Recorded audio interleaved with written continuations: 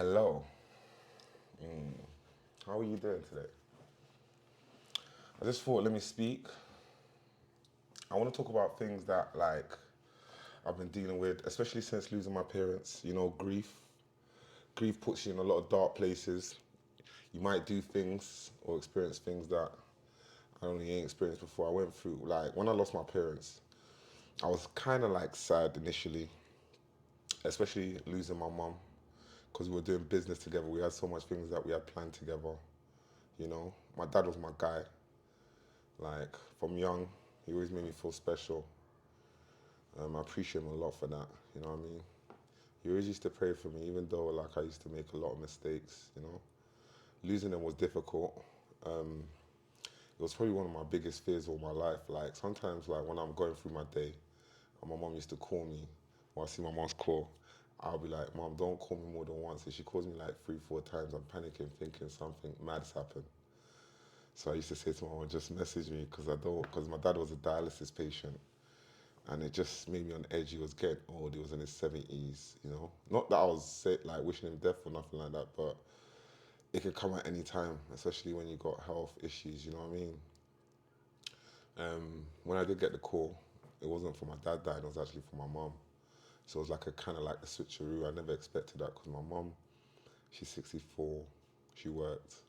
She worked till she died. My dad wasn't even working because he was ill. So, the fact that she was able to work and do certain things, I never expected to lose her so suddenly, so abrupt.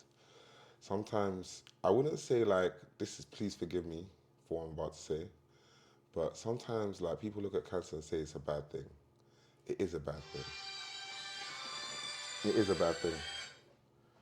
The only thing I can say about it is that at least it allows you to plan for things. Do you know what I mean? Because you see, when someone dies so suddenly and you're making plans with them, and you got siblings, it just makes things so difficult. You know what I mean? Sometimes it might even cause like a break between you and your siblings.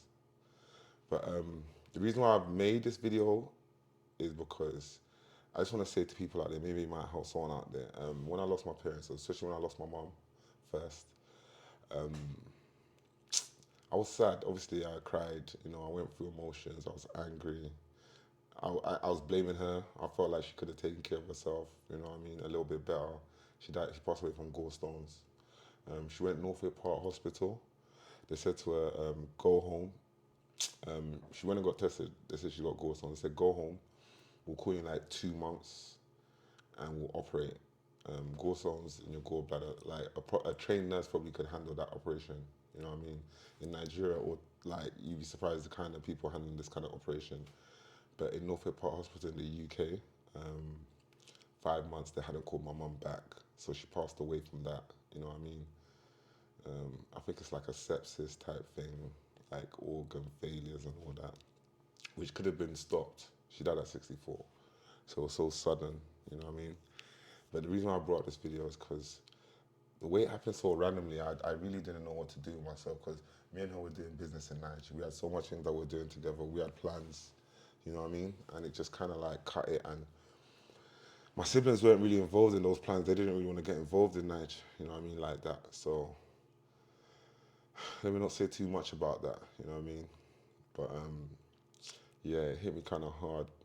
It's like losing a business partner. Sometimes it's not easy to deal with. But the main conclusion of why I'm making this video is because what kept me going is like I had like a lifestyle that I was doing. I would recommend any guy like try and have a lifestyle. When I mean lifestyle, like whether it's that you work, don't just go home. Find something that you enjoy doing, whether it be gym, whether it be drawing, anything like basically a healthy routine.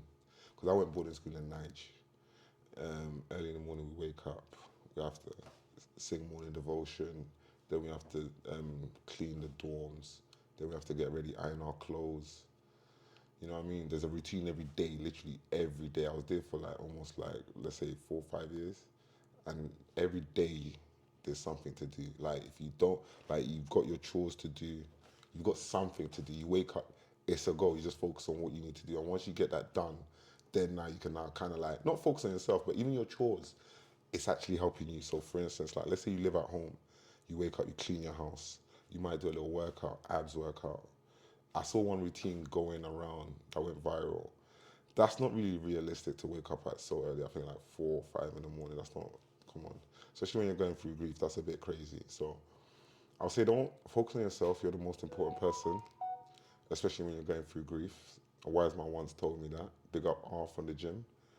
Um, Focus on yourself, make yourself number one. You know, anything that makes you happy, do it. So even if you need anything, you see now that you're living your life, you've got your parents. Don't do too much.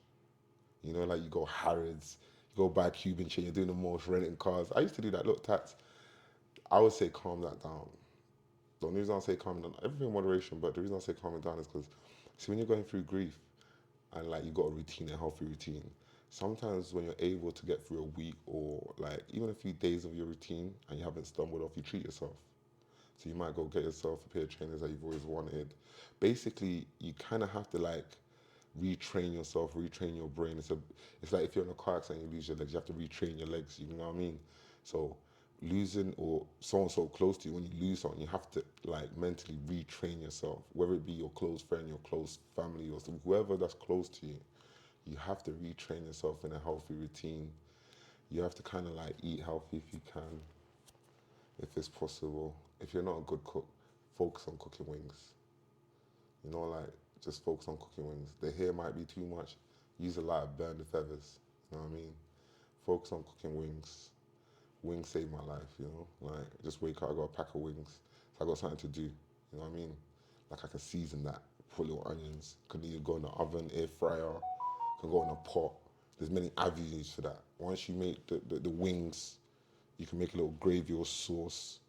Then you just throw it with rice, pasta. At least then you got a little lunch. You got something to look forward to that you didn't have to pay too much for. You know what I mean? It feels like you're still getting home cooked meals. But what I'm trying to say to you is you need a routine, and it's better you build it. It's better you build your routine while you have your parents, not when you've lost them. It's very important because when you've lost them, it might be hard to build that routine. You know what I mean? Because your brain might not be in the right place. A lot of things, you know. When you're traumatized, you might not be able to like do things how you want to do it. I would say focus on a healthy routine, you know, and step by step, literally. So when you wake up, you might start by smoking a joint. Obviously, taking drugs after you lose someone ain't really the ideal thing, but whatever makes you happy, you know what I mean?